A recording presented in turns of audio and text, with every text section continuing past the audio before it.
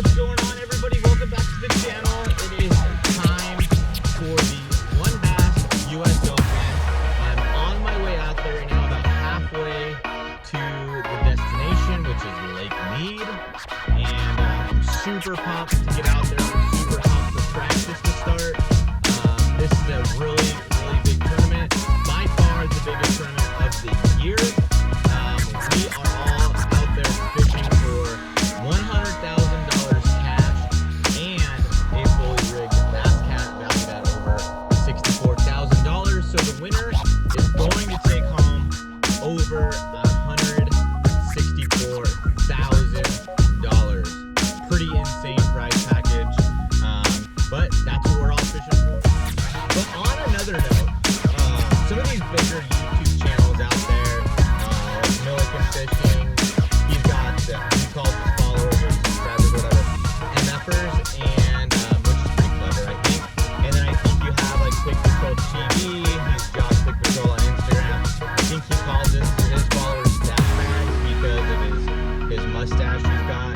So I was thinking that we definitely need to create some type of name for those of you that enjoy my content and enjoy my YouTube channel.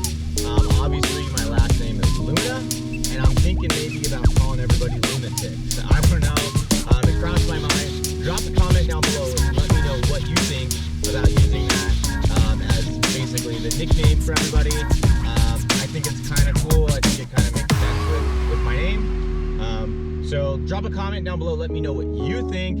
And if this is your first time on my channel, or if you haven't subscribed yet, please hit that subscribe button. I'd really appreciate it. But I'm gonna get back on the road a little bit. I'm just leaving Barstow right now, which is about halfway there. So I'm gonna get back on the road. We'll talk a little bit while I'm driving, and we're gonna get out to the hotel. I don't think I'll do any fishing today. It's already about 1 o'clock in the afternoon, so by the time I actually get there, probably wouldn't be much time left to fish, but I do have some stuff in the boat that I need to get taken care of. But let's get back on the road. I'll talk to you guys in a few.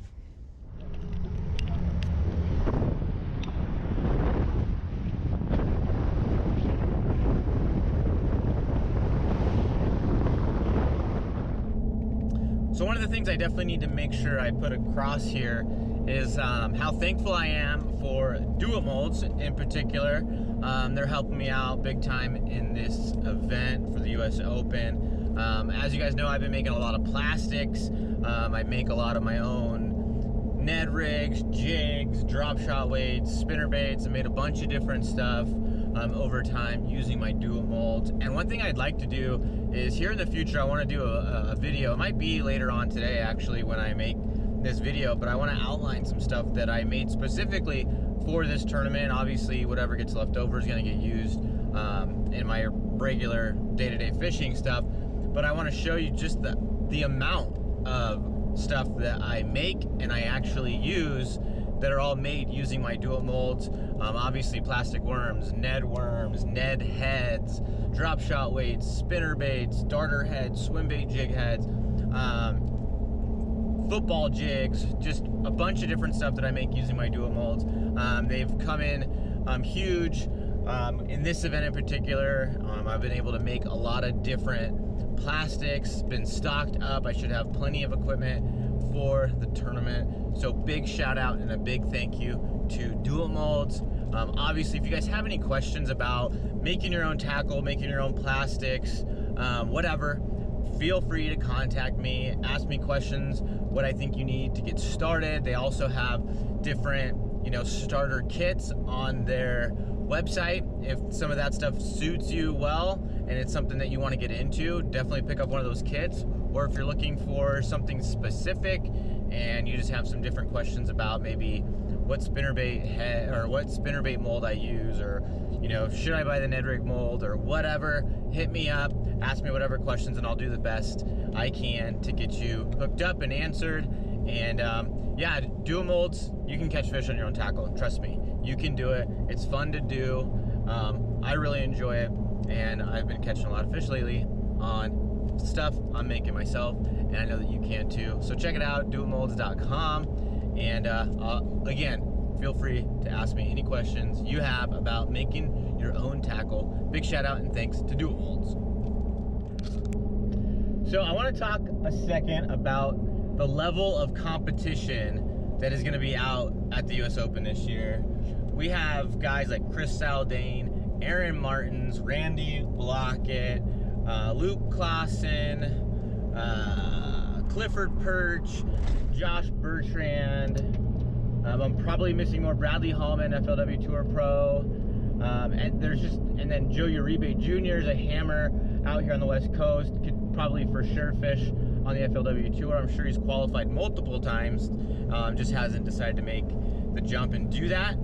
But there's just so many good fishermen out here on the West Coast, and this event in particular draws guys from all over the nation to come out here and fish. Rick Clunn has won the US Open a couple different times, if not more than that. But yeah, I mean, this event is fishing against legitimate tour professionals, whether it's Bass Elite Series, FLW Tour, Bass Pro Tour, it doesn't matter. These guys flat out catch them out here on the West Coast. These pro fishermen from different professional tours are gonna be out here as well. This competition is no joke out here. Lake Mead is no joke. I don't know exactly what I think is gonna win the event. I've said 30 pounds for a 3-day tournament, but I think it's actually gonna be a little bit more the more I've been thinking about it and talking to some other people. Not so much about what the bite's like or anything like that, but last year we had 225 or 226 boats in this tournament. This year we're gonna have, I think, 256 boats.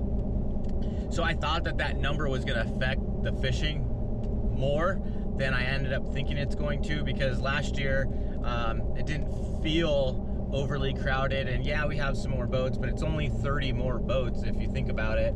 And Lake Mead is so big that I just don't see it as being as much of a factor as I was thinking prior to, you know, coming out here and stuff. But I still think it could still fish small depending on how the bite is. I still think I'm gonna try to practice a little bit differently than I have in the past. Probably actually fish less than I have in the past and just do a lot more looking. We'll see how things go, because if I'm struggling to get bit, I definitely got to figure out how to get bit. That's priority number one.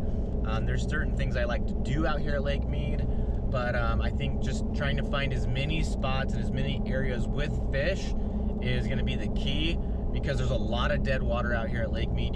You can catch a lot of fish sometimes, but you can catch a lot that aren't keeper size. So a lot of times out here, getting a limit, just 5 fish, is tough. And you know, getting a limit out here every day of the tournament could still only net you 15 pounds for a 3-day tournament. So you gotta look for those, you know, 8 to, you know, really 10-pound bags to really keep you in the thick of things. 8 pounds a day generally gets you a check. 10 plus gets you into the top 10. And then depending upon the tournament, 10 plus pounds a day could put you in a position to win. So I'm gonna do the best I can to get some social media content up while I'm out here on my trip. A few of the days I will not have cell service at all. One of the places that the group of people I'm going with for this tournament are staying is out really in the middle of nowhere, and I have no cell service whatsoever while I'm out there.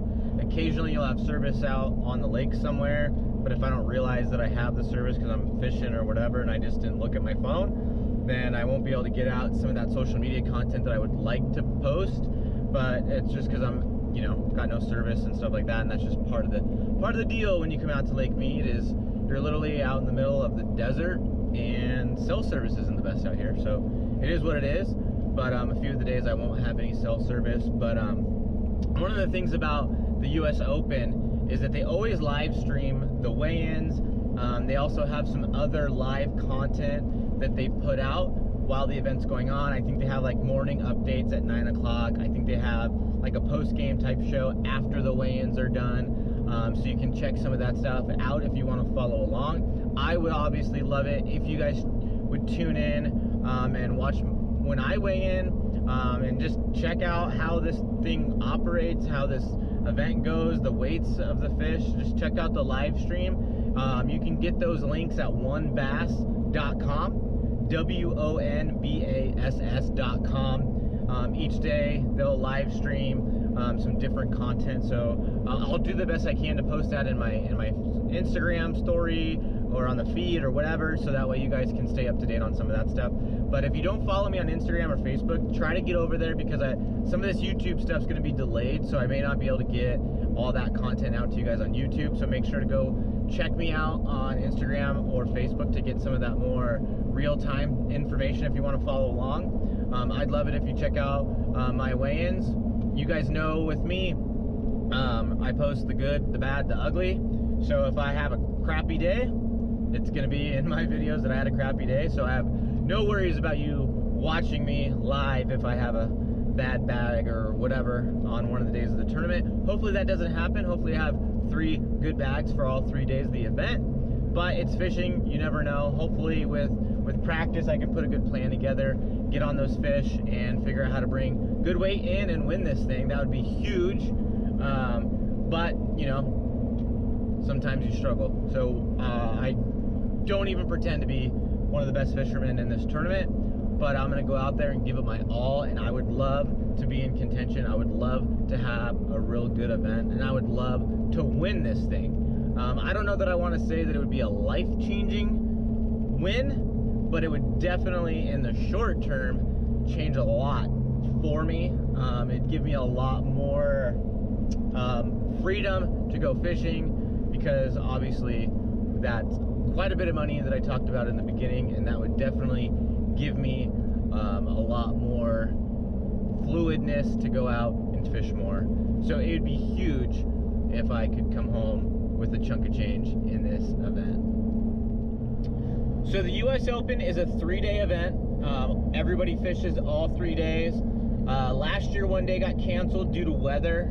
It was just super windy and nasty that day, and the tournament director decided to call off the first day of the tournament.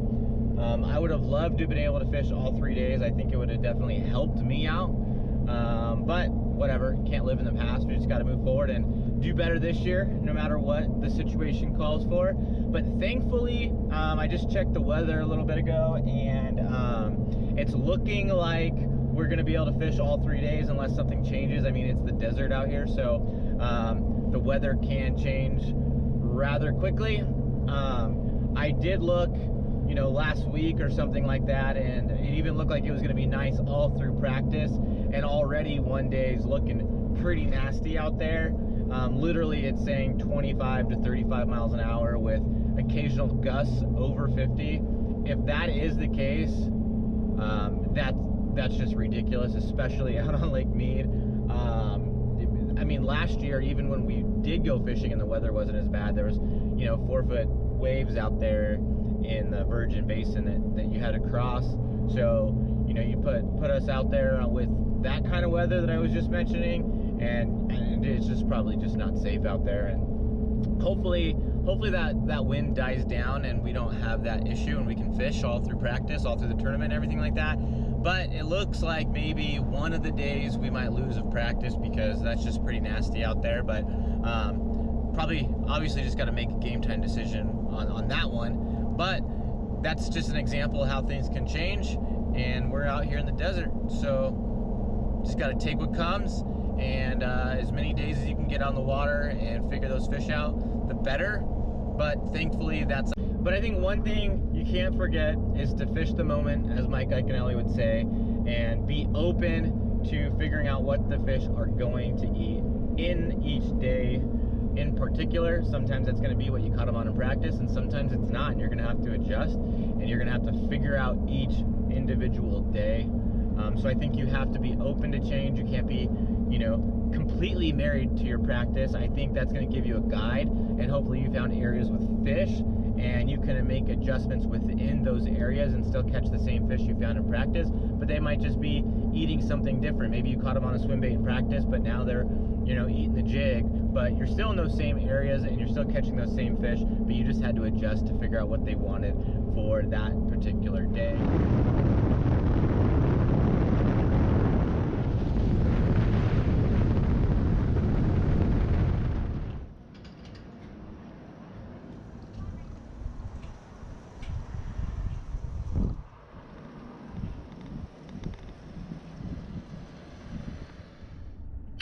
Well, I just got into town. I got like another 5 minutes and then I'll be at the hotel. I just topped off the boat with some gas, topped off the truck with some gas, so I'm all ready to go for tomorrow.